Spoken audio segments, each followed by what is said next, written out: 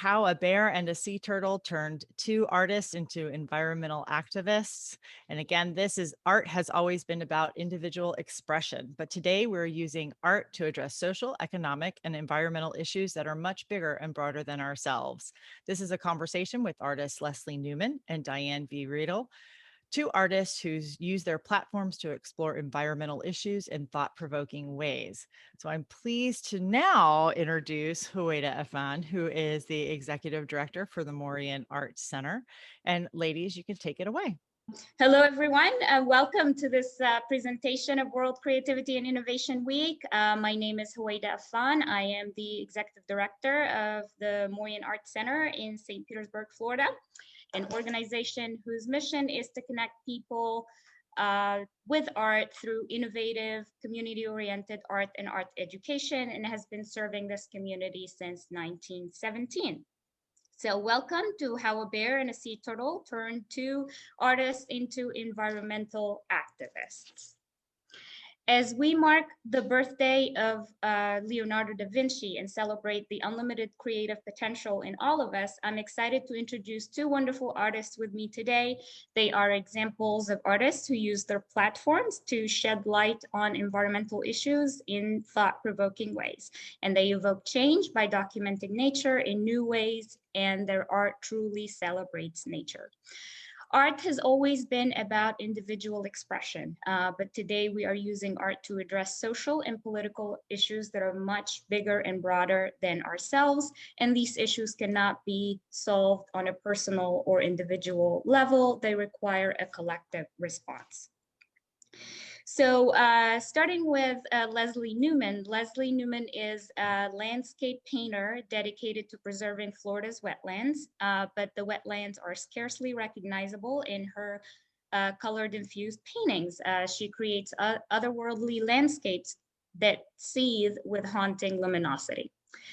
Diane V. Radel creates a series of acrylic abstract paintings titled Turtle Tracks Art, through which she explores the psychedelic tracks of sea turtles, the miracle of creating life, the energy that cascades from nature, and the reassurance of patterns of nature that have gone on for centuries. So both Diane and Leslie mix art and the environment to spark change. And both their bodies of work stem from their desire to create a positive impact. They explore the ambiguous relationship between us and nature and make us think more deeply about the world around us. So welcome, Diane and Leslie. Hello. Hello. Hi. So my first question to the two of you. You both create works that are environment inspired and very site specific. And both of your large scale works highlight concerns about nature without being disruptive. So I would like to ask you how you got started on working on environmental issues. And let's start with Diane. How did your fascination with sea turtles begin? And please tell us about that pivotal moment that inspired you to begin working on art that relates to protecting nature. Sure. I often visit my daughter's family. They live on the Atlantic coast of Florida, and you can walk from their house to the 20-mile stretch between Melbourne and Wabasso that is the Archie Carr National Wildlife Refuge. That cute little guy watching the hatchling was my grandson, Jake. And you could see all the arrows in the photo on the right of all the nests. The red were existing nests, and the yellow arrows were two new nests I found the next day. So you can see when I wanted to see a sea turtle for the very first time, I had a very good chance. We went out around midnight. It was an inky black night. We stood up by the dunes, and of course we don't use lights, but your eyes adjust. And slowly we saw this turtle emerge out of the water, and we watched her just drag herself up the beach, just flipper pull by flipper pull, stopping to rest every few feet. The sea turtle was coming back to the same beach where she was born. And they've done that for over 100 million years. There were sea turtles swimming through these waters when there were dinosaurs walking around on the earth.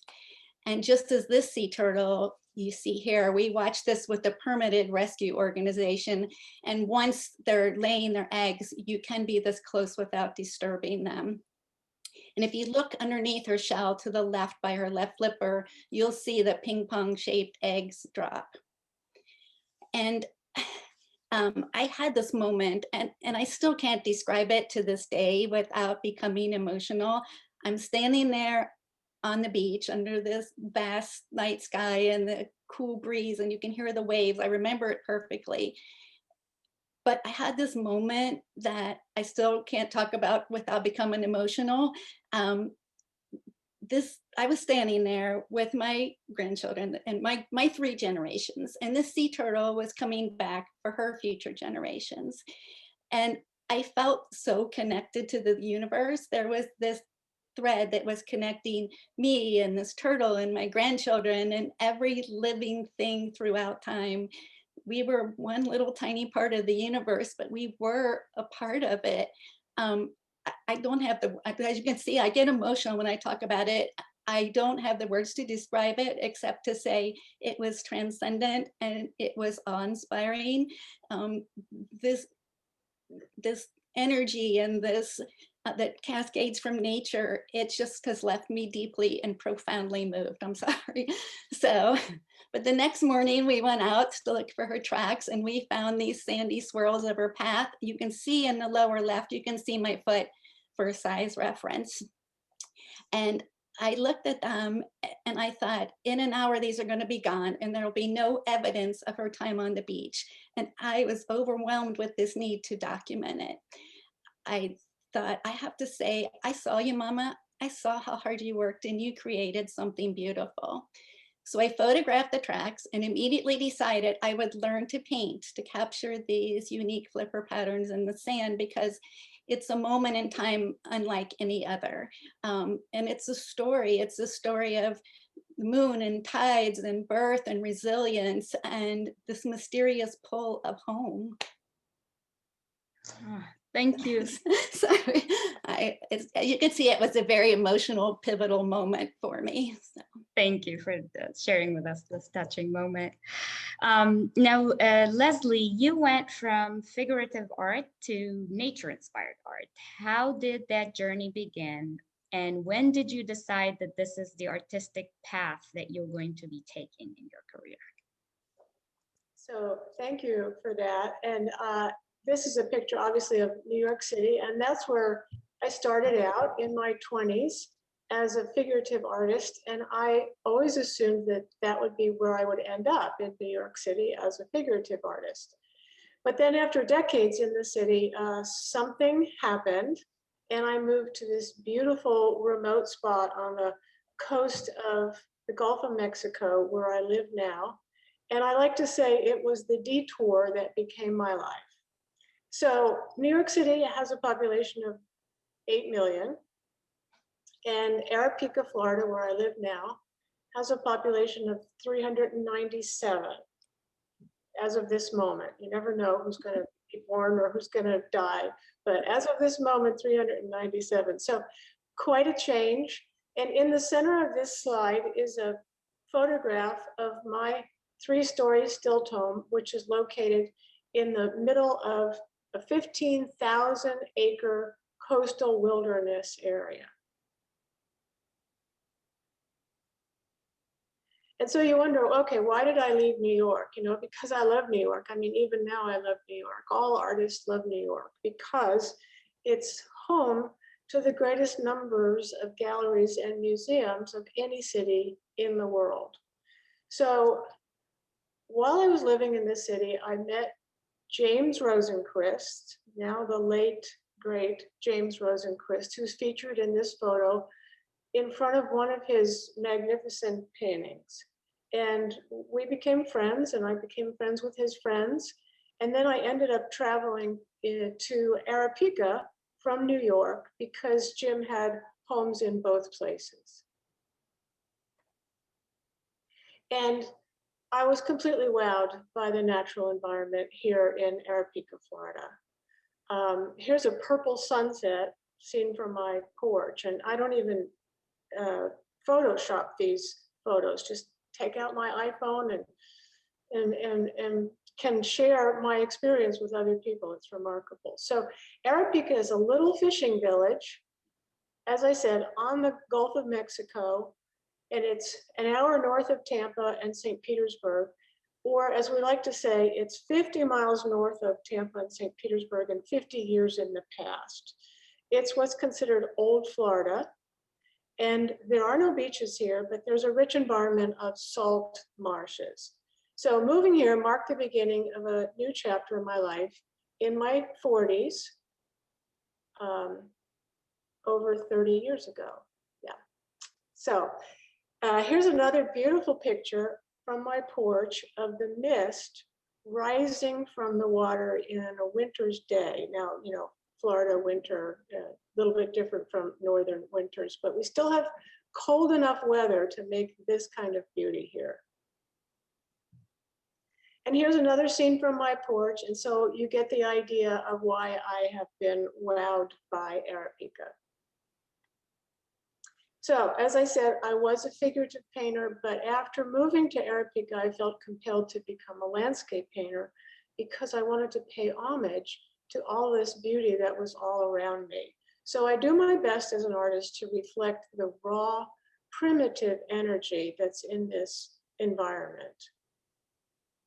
And here's one of my older figurative paintings. It's called The Lamentation of Jesus. And by the way, I'm not religious, but I did paint the Bible for a number of years because I found it to be a really rich metaphorical source for many different things, including such as sorrow and loss. And here's a painting of mine, a recent painting of mine that's 3 feet tall and 8 feet wide. And at the same time, my imagery changed from figurative to landscape. Some of my Arequipa friends and I noticed that our beautiful little coastal area was in peril of development by special interests. And so we started our journey as environmentalists. We formed a land trust, and it became a 501c3, not for profit. And our initial goal in 1992, when we founded our organization, was to conserve 3,000 acres along the coast. And almost 3 decades later, we're proud to say that we've been instrumental in preserving 15,000 coastal acres. So 29 years later, and still going strong. Oh, excellent. Thank you.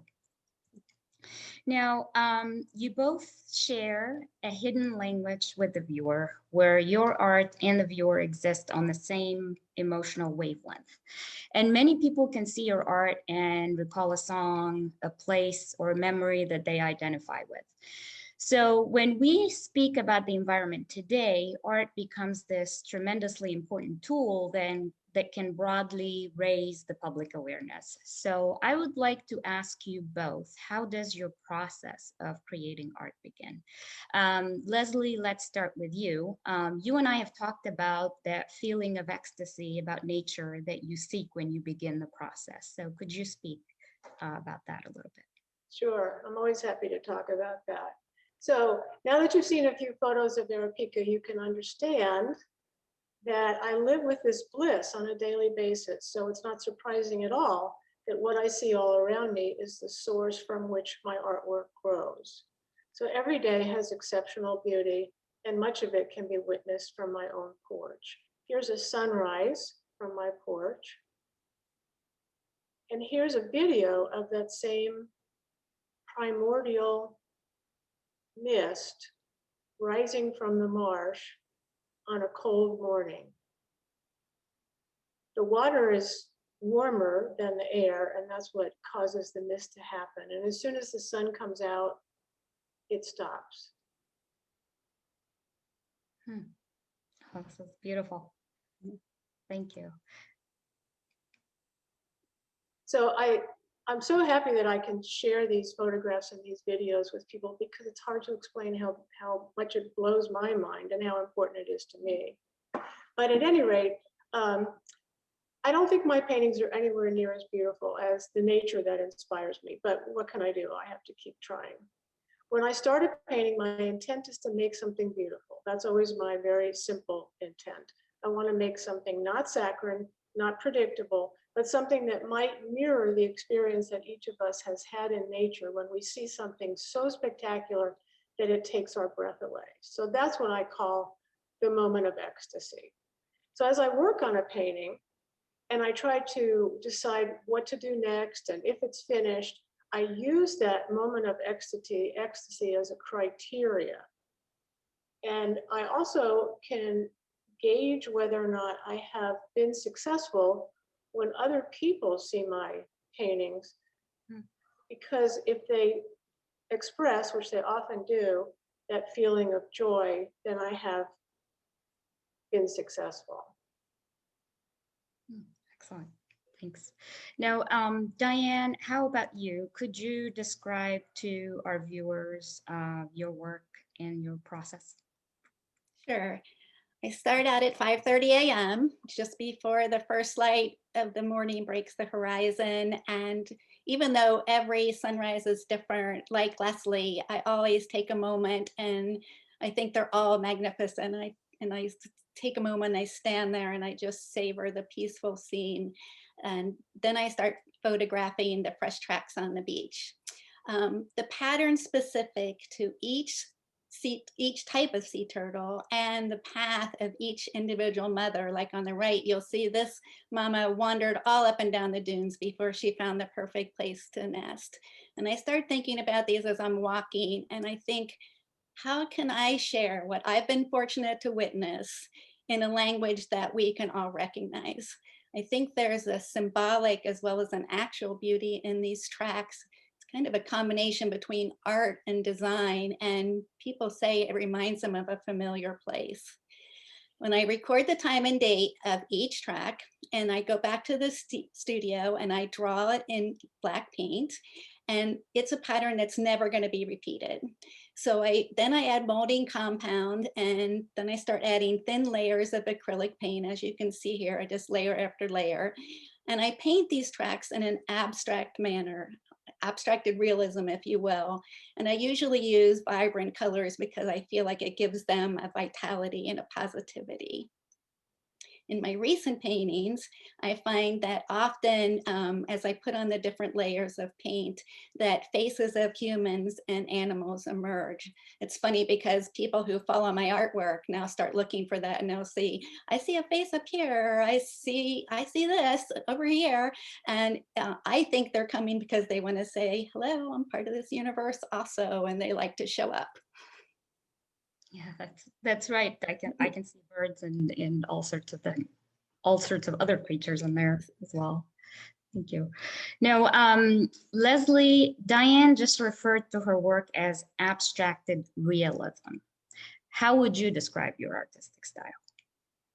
Well, I think I owe Diane a debt of gratitude because I've never adequately been able to describe my work. And I also owe a debt of gratitude to Howayda because she asked this question when we were trying to piece together our talk. And so now I'm able to talk about it. I think abstracted realism is a really good term for my work, but I have to add that I also think that it's impressionistic. And I'll explain what I mean by that. Up until the time of the Impressionists, if there was a blue that was painted, it was a flat blue. So not to say that it wasn't beautiful before the Impressionists, because you think of Raphael, you think of Michelangelo, you think of Da Vinci, whose birthday we're celebrating this week. But the Impressionists introduced the concept to us of one color broken into many colors. So now a blue is not a flat blue anymore, it's a blue-green, it's a blue-purple, it's a light blue, it's a dark blue, all in one area. And that's what makes Impressionist paintings appear to sparkle. So here's two details from larger paintings of mine so that you could see up close how I break up the color to create sparkle in my paintings. Great. Now, Diane, there is an ephemeral message to your art. And so would you like to just tell us more about that? Yes, when I discover a fresh track, I realize I only have a short time to record it before it's gone. Either the wind will disturb the pattern or the waves will wash it away, as you see on the left, or people will walk on it. And the UCF Turtle Lab, they monitor the sea turtle nesting in the refuge. The way they count their nest is they drive their ATVs over the track, as you see on the photo on the right. And the concept of time plays an important part in my process because each painting in my Turtle Tracks art series is of one particular mama set of tracks. And so I think about the date that I found them and I think about her journey, and then I just concentrate on adding saturated color and just creating a striking painting. Now, then Leslie, would you say that your material is or isn't the message? I would say my material is definitely not the message, although I paint with encaustic, which is hot wax. And so I'm constantly telling people that the medium is not the message. You know, I'm kind of a bully about that sometimes, but it's because the materials don't make the message. It's the message that makes the message. It's the artist that makes the message. But there is no denying that the kinds of effects that I can achieve with hot wax are amazing, the layers and the textures. So here's a photograph of the wax that's been melted. It's on my hot palette. And underneath that you can't see, are two hot plates. And I use a lot of really unusual and interesting tools. So I use, as I say, hot palettes, which is that flat 16 by 16 area, hot plates. I use torches, I use heat guns, I use scrapers, I use paint brushes, and I use an iron. And here's an iron that's especially made for wax. And then here's another view of the iron, but you can also see in this slide the fabulous texture and luminosity that you can achieve by using hot wax. But I do want to stress that all of these exotic materials do not function in service of the message. I have something that I want to say, and wax helps me say it best. And I think it might be kind of funny to make a comment on my arms, because everybody says to me, "Oh, I want your arms, Leslie. How did you get those arms?" I want your arms. Not bad for 71, right, people? So the fun thing is that in this painting, you can see this is a 4 by 5 foot painting. When you paint with wax, it has to be on a rigid surface. So these are masonite, and then they've been cradled. So each one of them weighs between 20 and 25 pounds. And you have to paint flat, otherwise the wax drips right off. So I paint flat, and then you can't really see what you're doing. So after a while, I stop and I pick up the painting and I carry it over to the wall where I have a row of sheetrock screws, and I hang it up and I look at it and I assess what should I do next. And I do that about 25 times a day for 6 or 7 weeks until this 4 by 5 painting is done. So that's how I got the arms. Also, I go to the gym 4 times a week. So. There's enough about my arms. Hearing that. So now I would like to get both your takes on how your art relates to our current times. For example, Diane, there's perseverance in the story of the sea turtle and the patterns of nature that have existed since the beginning of time. So maybe perseverance through adversity. If you look at all the extreme obstacles that sea turtles had to face and have conquered and adapted to in the last 100 million years, they had climate change, they had natural disasters, there was predators. And then you add all the human activities that they've had to adapt to and survive, such as the beach nourishment you see here in the photo on the left that made this mama turtle turn around when she hit the wall and go back to the water. And we can only guess what made the turtle on the right, that's depicted on the right, turnaround. It could be anything. There's poaching, there's man-made structures, habitat destruction, beach lighting, oil spills, discarded fishing gear, accidental captures. There's the chemicals that run off, the pollution. It could be plastic bags that look like jellyfish, and then the sea turtles think they're food. And the chemicals contaminate the seagrasses and damage the coral reefs. So I would say that they are the perfect example of perseverance, and they deserve their spot at the top of the food chain as a keystone species. If we did not have them, not only would the marine ecosystem, but the dune ecosystem would be drastically different, or it may cease to exist altogether. And in this unprecedented time, we've had to adapt and change the way we work and we socialize for the benefit of our species right now. And I think we can take comfort in the repeated rhythm of nature, that morning comes after night, spring comes after winter, and sea turtles return home to nest since prehistoric days. Yeah, it's interesting how humans struggle with adaptability, and it comes naturally to other creatures. So it's true. Leslie, how does your environmental work relate to our current times, or speak to the collective response on how we can all make a difference? So I find it so interesting. This is first I have to say that I love this line that Howayda gave us early on when we were constructing our talk together. Many environmental issues cannot be solved on a personal, individual level. They require a collective response. So I thought that was a discussion worth having. And it also relates to the work that my organization and I have been doing all of these years. So I also find it interesting that both Diane and I, and most of us, are on the planet Earth, and we're looking at things. We're looking at turtles, we're looking at turtle tracks, we're looking at the sky and the water and the reflections in the water. But this slide is what's called Earthrise, and it was taken 45 years ago from Apollo 8. So that's 1968. And it was the first time anybody on the planet Earth ever saw the planet Earth from space.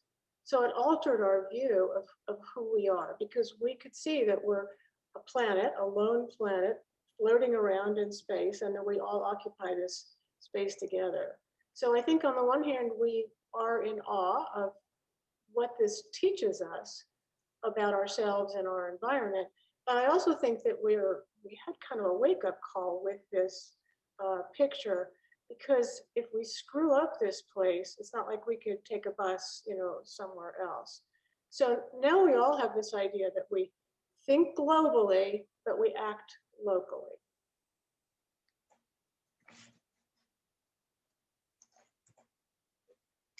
So what do I mean by that? I'll give you an example of what I think is the collective response. So here's how you could, for example, scale up your efforts related to something we all know about, which is plastic bottle waste, which is obviously related to, Diane's concern for the sea turtle and all waterways. But, if you recycle your own plastic bottles, that's a good thing. If you want to scale it up one time, a couple times a year, you go out with your neighbors and you collect plastic bottle waste. If you want to scale it up again, you either create or you join an organization that somehow addresses the excessive use of plastic bottles. And if you want to scale it up one more time, you get involved with legislative policy so that we can reduce or even eliminate plastic bottle waste. So this is how it relates to our organization, how our local land trust scales it up. This is a slide from Google Earth that shows that green area looks like water, but it's actually land. It shows the 15,000 acres that we've been instrumental in protecting. And so I'd like to say that our land trust is comprised of people who have no special standing. We have no special skills. It's our commitment that has brought us the victories that we have experienced not our connection. So I really want to emphasize that everybody can fight City Hall. If we have fought City Hall and won numerous victories, which we have, you can do it too, despite the fact that we are not the decision makers. So here's a close-up of that same slide, and you could see that it's land, and you could see that it's preserved land, and it's an oasis of conservation in the middle of dense coastal development. So we might not be the decision makers, but we have been able to influence the decision makers. We can sway the people who have the power and the purse strings, because every chance we get, we listen to them. And then we communicate our message so that they listen to us. Listening is probably the most important thing we have done, other than advocating. And then the other way that we scale up our efforts is that as often as we possibly can, we stand shoulder to shoulder with other environmental groups. They partner with us on issues that are important to us. Excellent. Now, Diane, you have alluded to that earlier. A lot of imagery that we see today relies heavily on guilt and are images of despair. For example, forests being torn down, poached elephants, slaughtered rhinos. And you both take different approaches to introducing people to the amazing biodiversity of our planet. So Diane, did you intentionally consider this and say, how can I change that perception through art so more people can pay attention? Or how can I connect the viewer in friendly and familiar ways instead of the trapped sea turtle images, for example? Yes, I did. While there is a need for those images because it shows that these atrocities really do exist, I, for one, can barely look at them. And after a while, if people are just bombarded with only these images, then they may feel like it's a hopeless situation, that there isn't anything that they can do. But by painting the tracks of this sea turtle that I found heading back to the water one early morning, and it shows the challenges that she's faced and conquered in her 30+ years to get there. It connects you with her journey. You start to root for her, as well as the other turtles that I take their tracks and turn them into paintings like these. Maybe you start to think where they've traveled and how many nests they've had, how many of their eggs hatched. And then one day when you're leaving the beach, you pick up your trash and take it with you, and you cover the hole that you dug so that the turtles to come and their hatchlings don't fall into it. My paintings illustrate that it's possible for all sea turtles to thrive, and it gives us hope for their future. Great. These are really great videos. So thank you. It shows you what the track and then what it ends up to be in my paintings. And then I love in this one, you have the little bird track that was in the sand that it ends up in your painting. Yeah, that's right. Yeah, I left it in there. It just had to be in there. Now, Leslie, you are also mindful about how you convey your message. So tell us more about that. Sure. You know, I agree with Diane that I think there's definitely a place for what I call protest art, and that art is a call to action. That's not what I do. I don't talk about environmental abuse or degradation. Rather, I focus on beauty. So I want to get people to stop and look at nature. So if I can inspire just one person to appreciate nature in a way that's different, then I have been successful. So here's a collage of 9 of my paintings, those 4-foot by 5-foot paintings that I showed you that was on the table before. And I use stormy skies as a metaphor. And here's another collage of my Wetlands series. And I recently had the realization that my Wetlands series have sold all over the United States. Sometimes we artists learn something and then we forget it because we're so insecure. So we have to relearn it again. So I recently had the wonderful experience through the Morean Art Center, thank you so much, of learning that people all over the United States buy my wetlands, even though they don't live in Florida. So I love the fact that I can feel confident that these have a universal message. Excellent. Now, beyond generating awareness, you both use your art to catalyze support for conservation causes and organizations. So, Diane, please tell us about your work in that area. Sure. After my experience viewing the sea turtle and the turtle tracks, I thought about what I could do to make a difference and how I could help sea turtle conservation. I'm just one person. I don't have a group of people. I mean, I would join a group of people and I do support them, but what can I do as one person to make a difference? And because my paintings are abstracts, people viewing them don't always know what they are. But when I'm live painting at a charity event or in a gallery at an artist reception, I can share that with people and I can share my inspiration. I give a percentage of the sale of my paintings to sea turtle rescue organizations. And I also donate artwork to these organizations, and they can auction them off to generate funds for their worthy cause. Great, thank you. Yeah, like the Sea Turtle Patrol of Hilton Head Island. That's one of the paintings that I gave them, and they auctioned it off at a charity event they had. Great. So while most people care about the environment, not everybody is actively involved in conservation or prioritizes living a sustainable lifestyle. Can art bring people off the sidelines, Leslie? Yes, I think art can definitely bring people off of the sidelines. I think it's particularly good in creating awareness. And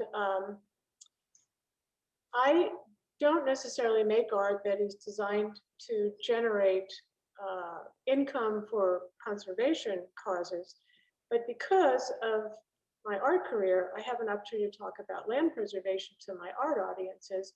And because I do land preservation, now I have an opportunity to talk about art to my land preservation audiences. So there's a nice crossover there. But mostly they're separate activities in my life, making art and doing environmental work. But obviously they're both driven by the same passion for nature. And we started our land trust to protect this area because there wasn't any larger organization that was going to do it. If you're passionate about something and you have the opportunity to join an organization that fights for what you believe in, that's terrific. We just didn't have that opportunity, so we had to start our own organization. So now all of us use our personal time to make a difference. So now we're finally talking about bears. I mean, we're into question 8 here, and you're wondering, well, the title was, you know, how a bear and a sea turtle turned 2 artists into environmental activists. So now we're finally talking about bears, and I'm going to explain how the bears are significant in my world. So as I say, we started our organization, our land trust, the Gulf Coast Conservancy, and because we wanted to preserve this area, we wanted to put it into public ownership. We actually believe that nothing in the future, and this is somewhat cynical, but we do believe this, that nothing in the future will be preserved unless it's put into public ownership. Every piece of private land will be developed one way or another for some special interest. So that's our mission, is to preserve land. So the photo on the left is a little bear cub that was killed on the highway and that the state of Florida lends to us so that we can use it when we do public speaking. And the little guy on the right is a live bear cub who has momentarily been waylaid by the biologist to get some information from him. And then he's going to go back into the wild with his mom any moment now. So we know that the 100 meetings that we have done over the last 29 years, public meetings, have made a difference. We know that everything we do makes a difference, but we think that these little cubs make a difference too. And we chose the Florida black bear as our mascot because it's an umbrella species, similar to what Diane mentioned before, that the turtle is a keystone species. So an umbrella species means that if we manage to preserve enough land for the bears to roam in, then we have created a sustainable habitat for all other smaller species. So this particular slide is a slide from the Fish and Game, Fish and Wildlife now, And it shows all of the bare ranges in the state of Florida. And I made a circle on the slide to show our area that we have helped to preserve, which has the smallest viable black bear population in the state of Florida. So when we talk to people, we try to educate them about other benefits of land preservation beyond wildlife protection, such as air and water quality, such as flood protection. Economic benefits of green space is probably the least understood subject and the one that I like to focus on the most when I do public speaking. There's also recreation, there's also general quality of life. So in essence, if we preserve the bear habitat, we have protected our own species. And we know that scientific and economic studies have been done that show that valuing nature is a great existential risk to humanity. But because our particular mission is to preserve land, we measure our success by the numbers of acres we have put into public ownership. And so we're at 15,000 so far, and we're weary, but we're still working, and it's all going to be fine. Now, Diane, the same question to you. Do you think that art can bring more people off the sidelines? I think so. Art is a shared experience. It connects the viewer with the moment and with something bigger than themselves. And we know that visual messages have a far greater impact than words alone. I can talk about these little scratchy hackling tracks that weave over each other, or I can paint them in complementary colors to illustrate them. The artist can be a messenger that empowers and invites action. So building on the same idea of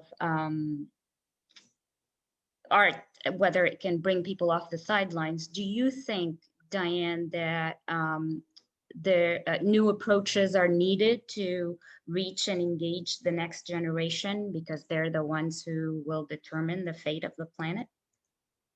Well, currently I purchased these computer circuits and they're attached to the back of my painting in an archival manner behind my signature. And any person that views my painting can download this free app, Pixel Sticks, and they can point it at my signature, and a video of me comes up talking about the particular sea turtle track that's depicted in that painting.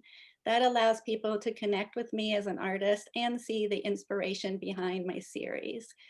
Creating outdoor murals in immersive environments has the opportunity to engage everybody from children to adults to like-minded organizations to collaborate in awareness and advocacy. We have to find the next generation where they are. Right now it's 24-hour stories and 15-second TikToks and YouTube shorts and now Clubhouse. But there has to be some lasting testament or documentation of our world. My paintings aren't going to disappear. That's why they have great potential in this time of 24 images and the 30-second normal reaction that people have to something, to be a lasting testament and a hope for the future. It's a statement. You can see it. It's not going to go anywhere. It'll always be there, and people can enjoy it, and it reminds them of what can happen. Thank you. This is a really great animation that we just seen here, the last video. It's wonderful. And Leslie. I'm sorry, Howayda. I want to mention that earlier what Diane told us some stories about, she dates all of her turtle track pictures, and sometimes people buy them because it happens to be a 3D birthday. Turtle that I made on Google and put it in front of one of my paintings. That's another wonderful connection. It's I think I lost sound. Right. Well, Leslie, it's kind of fun to make. I'm going to ask but you. It is hope for the future. That's the way I look at it. Excellent. Thank you. So the same question to you, Leslie, now. What are there new approaches needed to engage the next generation? Well, I still think that all the old things that we used to do pre-internet, work beautifully, and I have seen all these things happen. there's an environmental educational center near my home that's county sponsored. And school children ages, I don't know what ages they are, but they're 3rd grade, 4th grade, and 5th grade all go through these schools. And there's like 7 or 8 different rooms, and they learn about different things. Like, for example, here's a slide that shows water. So they learn all about water, and they learn that we're drinking water that was used by plants and animals millions of years ago. So you hear them like ooh and ah, you know, when they get told this. And then over on the right, the slide is a bunch of mealyworms in some cereal, and they pick up the mealyworms with their spoons and they put them in their microscopes, and you can't even contain the joy that they have when they're doing this stuff. And then they go out on the Wiki Wachee River and they tromp around in their kayaks. And you know, every time those kids visit that environmental center, we have given birth to a new potential environmentalist. Oh, now, thank you both. Now, if the viewers would like to learn more about the wonderful work of Diane V. Radel or Leslie Neumann, their information is on the screen now. It includes their websites and their social media handles, if you would like to follow them. Now, and as we come to the end of our presentation, we thank you both for sharing your work with us. I wanted to ask if you have any final words for our viewers. And Leslie, let's start with you. Okay, my advice is very simple. If you remember Joseph Campbell, he said, follow your bliss, which I thought was great advice. So I say, follow your dreams, but then I add this thing, do good in the world. So in other words, I think you should give back. And I want you to please remember that you can fight City Hall and you can win. So just scale it up and see what miracles you can accomplish, and ask yourself, and what am I passionate about? And Diane, what are your final words? One moment changed my life. That primordial moment on the beach at midnight ignited my sense of interconnectedness with the universe. My decision after viewing those tracks to learn to paint, to capture this fragility of life and its resilience at the age of 60 proved you're never too old to learn something new. You can teach an old dog new tricks. And my artwork is now the way I tell tales about sea turtles, as well as my own story, because I paint anything I see now that stirs me. Everything from pastries in a bake case to a Volkswagen I saw in San Juan.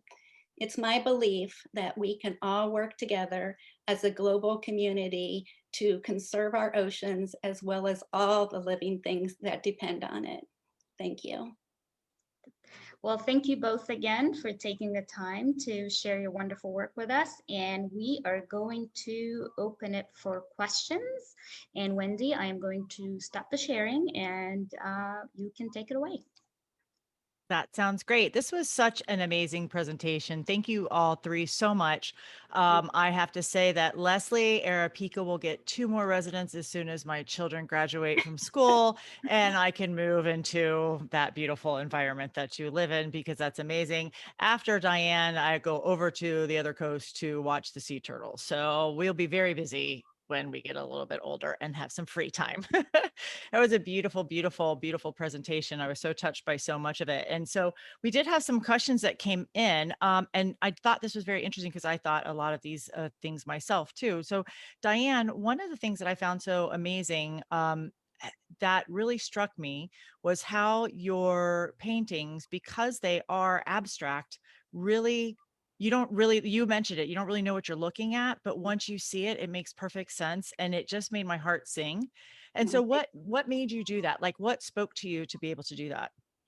Well, to be honest, when I first saw them and thought I'm going to learn how to paint, I thought I'll paint them realistically. And actually, it's a good thing I took class and I fell in love with abstracts. And I've always loved color since I've got my first box of 64 crayons. But so I started using a lot of color, and I think I'm on number 57 now of this Turtle Track art series. And if I was painting them realistically, I'd probably be I think they're all beautiful, but after a while, they're going to start looking the same. With abstracts, I can make them anything I want them to be. You know, I can add whatever colors, or I have done some monochromatic ones that people have requested, but most of mine have lots of color. Well, and it was amazing. And I loved, and Leslie saw that same thing I did with the bird tracks going through the one painting. Yeah, But it's a track on a track. I love it. I love it. But that, our brains tell us what that is. That's what I love. And so then all of a sudden you're like, well, if that's a bird track, like what, this is so different. And you just don't know in your imagination, which is what's fabulous about art. Your Right. imagination can just take over and be like, what is this supposed to symbolize? So I just found that it's so beautiful. And the colors and everything, they're so different. It's amazing that you would think they would start to look very similar, or they Well, I would mean, if I was painting them realistically, Yeah, they I would know. start looking, yeah, right. But Right, you know, right. But different colors, but by doing abstracts, I can do whatever I want.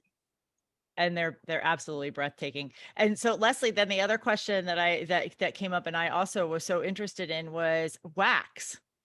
Well, I didn't even know that that was a medium that you could use. That's fascinating. So how did you learn to paint with wax? Like, how does that even work? Well, I've been painting with wax for 31 years. So can you hear me? Yes, yes. Yeah.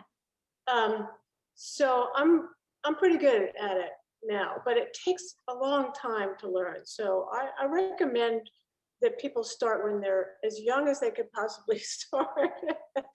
But it is a medium. Not very many of us use it. I think there might be, we being the encaustic community, we've never really been able to count how many of us there are. But we think there might be 25 to 3,500 in the world. So it's a fairly taxing medium, because you have to have a hard surface, you have to control the temperature, sometimes you have to have great ventilation, on and on. But you could see the effects that you achieve with it. I mean, it's just astonishing. I mean, I'm so in love with encaustic. I just would never consider using any other medium. And I Well, used to be it's an oil painter, and so I would do these textures with the oil paint, and then I would wait 6 or 7 or 8 months for them to dry. With wax, you put the wax down, and 5 minutes later, it's hard. And if you want to scrape through it, or push some oil paint into it and scrape the oil paint away, I mean, it's just like fantastic stuff. I love it. that is so interesting. And that's what I was going to say. So you can actually use it with other mediums as well. So you can use it with some oil paint and things. Only oil paint. You can't use it with anything water-based. So no acrylic, but oil paint, yeah. Well, thank you so much for sharing that. And we only have a few more minutes. And I did want to ask, I did put your links in the chat so everybody can click on your links to your websites there. And when I was putting up the Morean website links, I saw the Chihuly collection is right on the front page. And so, Howayda, do you want to take a couple minutes and talk a little bit about the Morean Center and what you guys are doing these days? Sure. Well, the Morean's roots date back to 1917. So we've been serving this community for 104 years. It began back in 1917 as the Art Club of St. Petersburg. Our focus is on connecting people with art through innovative approaches to art and art education. We operate 4 different venues that offer adult and children programs. Our contemporary art galleries feature a really busy calendar of exhibitions of local, regional, and national contemporary artists in all mediums. And you mentioned the Chihuly collection. It's a permanent collection of world-renowned artist Dale Chihuly's work. And the visitor experience, the Morean visitor experience includes a glass studio and hot shop where visitors can watch daily glass demonstrations and how to see the process of glass blowing. And they can also buy original glass art created by local artists in the retail stores. And One of our venues is the Morean Center for Clay, and it's the largest working pottery in the Southeast. We have more than 50 clay artists that have spaces there, plus a large exhibition space and retail area where you can see and buy high quality clay work that is produced at the Morean Center for Clay. And we also offer classes for all ages in all our 4 venues for beginners and advanced students in all mediums. So in a nutshell, we connect people with art through innovative art experiences. So please check us out at moreanartcenter.org. Well, thank you again so much, ladies. This was absolutely so interesting. And I just love your passion. And I think that if there's any message that anybody can take away is that you can connect your passions together in different ways to, again, make the world a better place. And I think that that's such a powerful thing to be able to talk about. So thank you so much for spending your time with us today. Thank you for sharing your gifts and talents with the world. And I think that that's it. Does anybody else have anything else that they would like to add or say? Thank you very much. Thank you. Thank you so much. Okay. Thank you so much. You have a great evening.